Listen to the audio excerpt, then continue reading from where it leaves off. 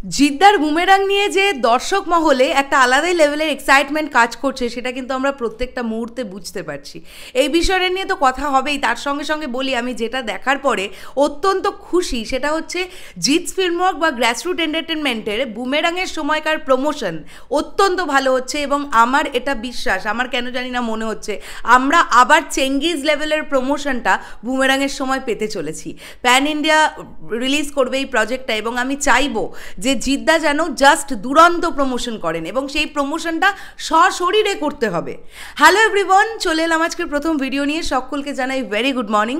আশা করছি তোমরা সকলে খুব ভালো আছো। তোমরা সকলেই হয়তো জেনে গেছো যে গতকালই জিদ্দা অফিসিয়ালি পোস্ট করে দিয়েছিলেন ইউটিউব এবং ফেসবুক মিলিয়ে কিন্তু বুমেরাংয়ের টিজারের ভিউজ 1 মিলিয়ন প্লাস হয়ে গিয়েছিল গতকালই।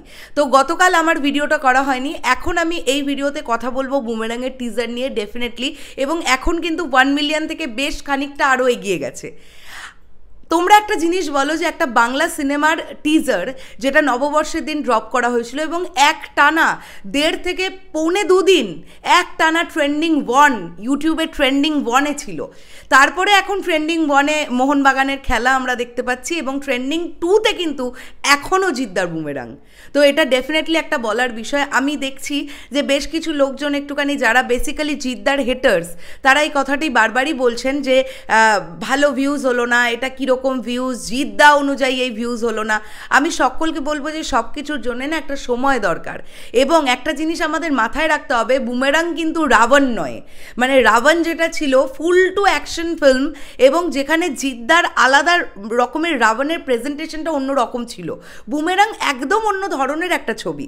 রাবণ কিন্তু কখনোই মাস আর ক্লাস বোথ অডিয়েন্সের ছবি নয়, কিন্তু বুমেরাং কিন্তু মাস অ্যান্ড ক্লাস বোথ অডিয়েন্সের ছবি। মানে এই ছবিটা কিন্তু গোটা পরিবার নিয়ে বসে দেখবার মতন ছবি, আমার অ্যাটলিস্ট এটাই মনে হয়েছে টিজার দেখে। তো সেখান থেকে দাঁড়িয়ে অবশ্যই বক্স অফিস প্রমাণ দেবে বুমেরাং মানুষের ভালো লাগছে কি ভালো লাগছে না, সেটার জন্য আমাদেরকে অপেক্ষা করতে হবে। আমরা চাইবো যে জিদ্দা যেরকম নতুনত্বভাবে প্রচেষ্টাটা করছেন এবং যে পরিমাণ বাজেট লাগিয়ে ছবিগুলো তৈরি করছেন, ডেফিনেটলি আমাদেরও উচিত যে এই ছবিগুলো অ্যাটলিস্ট দেখতে যাওয়া। তারপরে ভালো লাগলে ভালো বললাম, খারাপ লাগলে খারাপ বললাম, সেটা আলাদা ব্যাপার, কিন্তু হল পর্যন্ত যাওয়াটা কিন্তু অত্যন্ত জরুরি ব্যাপার, তাই না? যখন আমরা এবারে ঈদে মির্জা পেলাম, অঙ্কুশদার মির্জা, সেটা একদম মেনস্ট্রিম একটা মশালা ছবি এবং সেই ছবির যদি আমরা অডিয়েন্সের ভাগ দেখি তাহলে আমরা ম্যাক্সিমামই দেখবো ইয়াং জেনারেশন, ন্যাচারালি যারা অ্যাকশন দেখতে পছন্দ করে, পরিষ্কার কথা। কিন্তু বুমেরাং এমন একটা ছবি হতে চলেছে যেটা আমার মনে হয় 8 থেকে 80 প্রত্যেকে বসে উপভোগ করার মতন একটা ছবি হবে। তো এখন বুমেরাংয়ের টিজার ইউটিউবে নাম্বার 2-তে ট্রেন্ড করছে, এটাও কিন্তু কম বড় বিষয় নয়। অলরেডি কিন্তু মানে আমরা জানি 14ই এপ্রিল নববর্ষ ছিল, অলরেডি আজকে 2 দিন 2.5 দিন 3 দিন ক্রস করে গেছে, তারপরেও ইউটিউবের ট্রেন্ডের 2 নম্বরে আছে, মানে এটা বিরাট ব্যাপার, তাই না?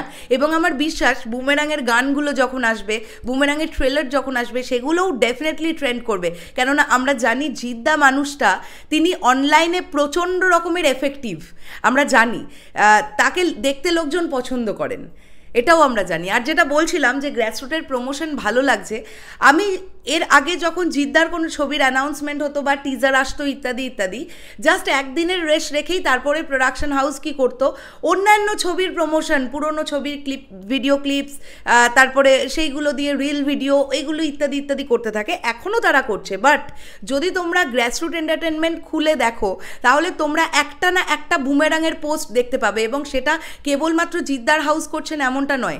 আমি গতকাল দেখেছি রুক্মিণী মৈত্রও একটি রিল শেয়ার করেছেন।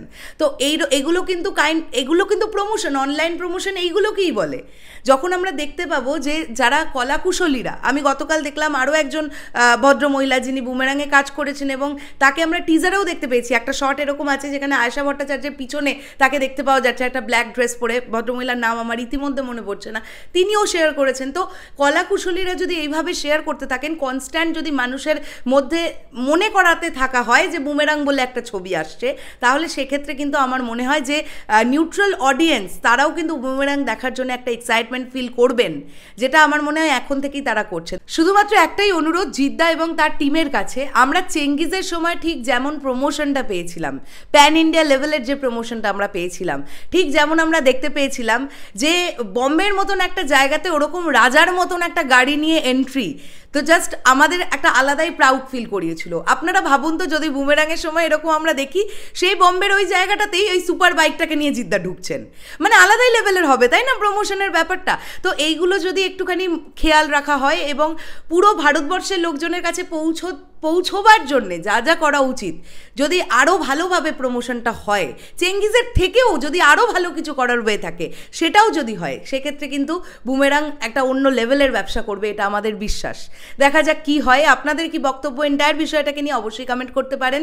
দেখা হচ্ছে আবার খুব শিগগিরই নতুন কোনো ভিডিও নিয়ে। তাহলে এখনের জন্য সকলকে বললাম টাটা।